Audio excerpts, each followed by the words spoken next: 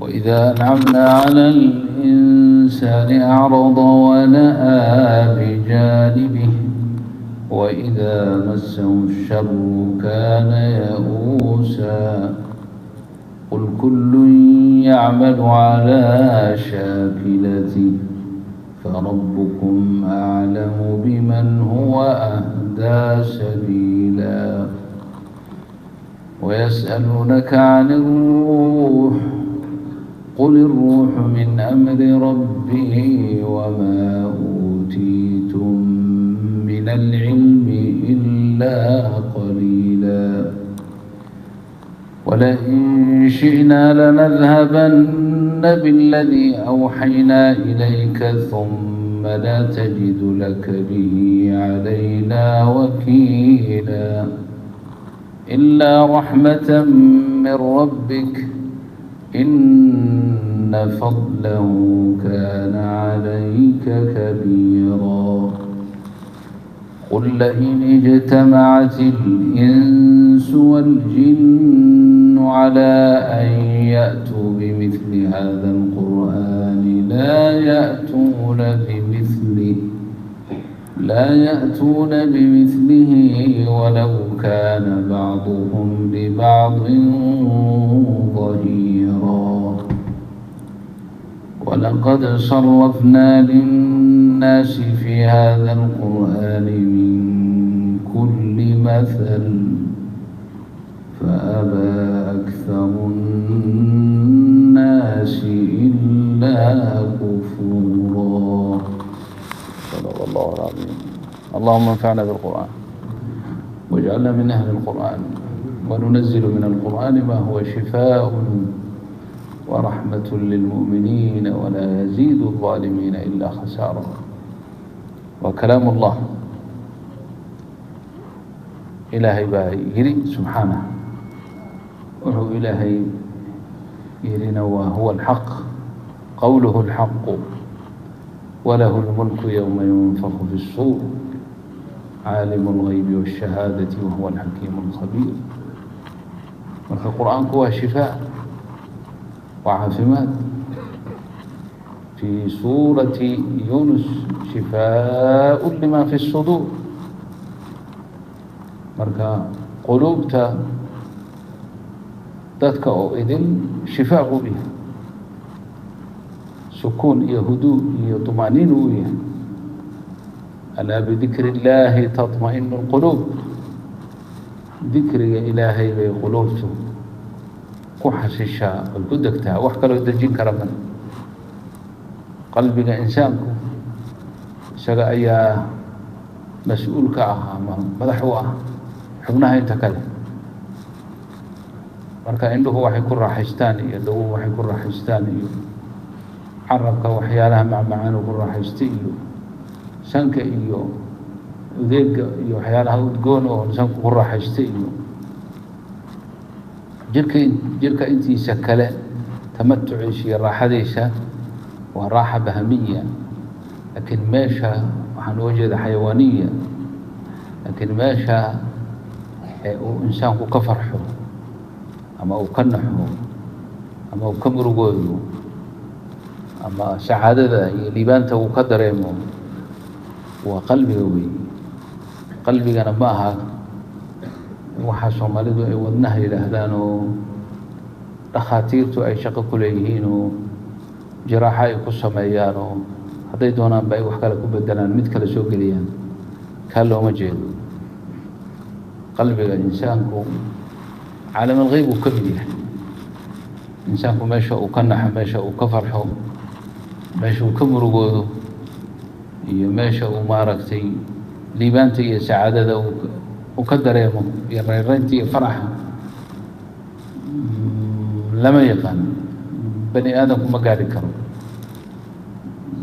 waxyaalaha ka farxinaya ama qalbigiisa dejinayana insaanku shaqo kuma leh. meel warshadaho sacaadada iyo liibaanta wax la yidhaha lagu sameeyana ma jiraan. lacag badan haddaad haysatana ma soo gadan kartid. 2 kiilo liibaana la ii soo iibiyo ma cid kaa iibin karta male. marka liibaantu waa biyad illaahi faqad laa shariika lahu. insaanku inuu liibaan iyo sacaada iyo farxad iyo طumaaniina hal dariiq baa ilahay u sameeyey, dariiq kale ilaah uma sameey. in wax la arko hal dariiq baa ilahay u sameeyey, waa indhaha. in wax la maqlo hal dariiqa ilahay u sameeyey, waa dhagaha. weligeen ma maqasheen nin baa indhaha wax ka arkay, wax ka maqlay baan ujeedaa.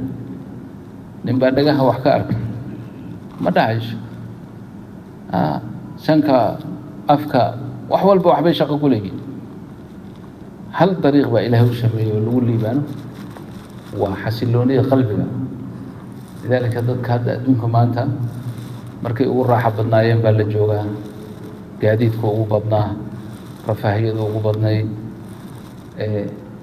tanawuc raaxada insaanka fara badnaashaha hadday ugu fara badan tahay. berigii hore nooc kaliya dharka laga isticmaali jiray, imaa dhogorta xooluhu ka iman jiray ama dhir buu ka iman jiray. hadda 100 milyan oo nooc oo kala duwan oo dhar ahoo batroolka iyo mushtaqaadiisa u badan ayaa ilaahay keenay. waana min maqsuunaat illah, waa wax ilaahay keenay oo dadka la baray. kan wax barayna waa allah. ninkii ugu horreeyey adduunka yaa u sheegay oo ku yidhi meeshan qod biyaad ka helaysaa. yaa ku yidhi ushan laantan iyo laantan isku xoq, dabbaad ka dhalinaysaa. ilaahay ku ilhaam, ilaah baa ku ilhaamay oo baray. sidaas oo kale dadka maanta jooga waxyaalaha dhulka ay kala soo baxeen ilhaam wey. sheekadii aysan inala sii dheeraanin, waxaan u jeeday qur-aanku waa acdamu dikri weeye. dikriguna waa waxa qalbiga, xusida ilaahay. xusida ilaahayna waa waxa qalbiga ilaahay, qalbiga insaanka xasiloono u ah, oo wuxuu ku dego weeye, oo wuxuu ku hagaaga weeye. nabiguna waa calayhi salaatu wasalaam oo noo sheego, alaa ina fi ljasadi mudqa ah, gabal yaroo hiliba ah, mudqa idaa salaxat hadday wanaagsanaato salaxa aljasadu kulluhu, jasadka intiisa kaloo dhan waa wanaagsanaanay. waidaa fasadat hadday xumaato iyadu fasada aljasadu kulluhu, jasadkoo idilna waa fasaadaya lifasaadihi wa lisalaaxihi. qalbiga hagaajintiisa marka baa ilaahay qur-aanka u soo dejiyey suu ku hagaagi lahaa, ku liibaani lahaa.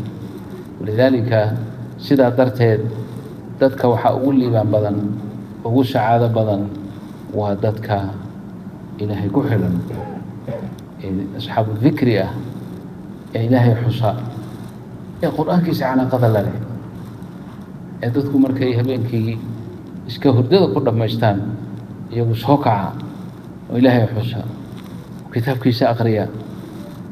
kuwa ilaahay tilmaamay ina aladiina yatluuna kitaab allahi, yatluuna kitaab allah, waa wax weyn weeyaan. halkaa waa cumuum almuslimiin.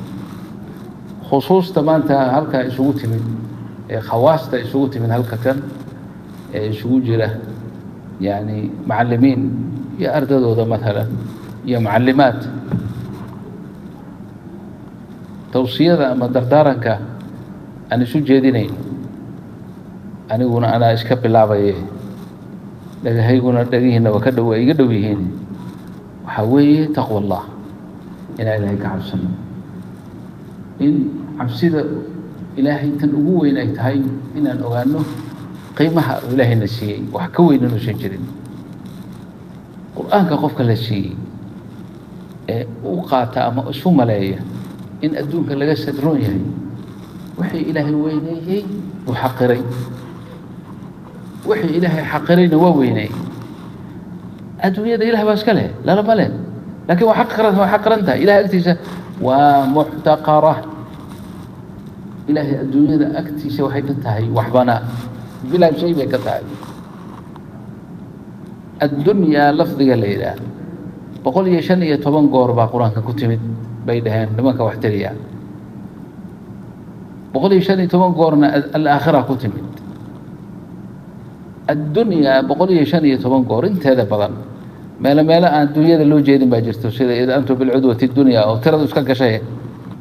laakiin addunyaa inteeda badan wuxuu ilaahay u keenay inuu caayo, xumaatadeeda inuu sheego, dhaliisheeda inayna ficnayn, inay dadkii iyada اعتمادي عسكري وحمودي يكون هلاك سمين تاسع إلهي انت بدن كورما لهو يا لعب با إلهي قصف السريع الدنيا وما الحياة الدنيا إلا لهو ولعب لهو يا لعب نسيئات أدو سي فهمتو علماء قاركود لهين وحيالها عيالكو يكون عياران برقي هورا انتان ألابتان إيو عاقاقن إيو حيالهان إيو عرض فوق عيار لسو صارين برقي هورا وحاولوا عيار الجري عرض إيو وحالا قرد سنجري إيو بدا إيو مركا لجو دودو ميان مركا الميه وشوفانيان قرقا كافيعان حين دابا وشيمايان قاركود لابا قول بيكا ديغان قاركود هل قول بيكا ديغان شوفانيان ما أنت المهاش وحي وتاي وحوين وكفر حسين على بتاعي سويان وحي ردي جوغانا لقطة ومليان بابا وحي ردبوها بالقرية ثم يجعله حطامه واي لهو لعب وساو بركة أدويري لهو لعب إلهي وكت المامي إني كل ويناته وحي إلهي كسيه عظيم كاها وينات إلهي كوب كان سميه وقتل ما بينه ويه ولقد آتيناك 7 من المثاني والقرآن العظيم الله أكبر القرآن العظيم وحوله إليه هذا ليس تكور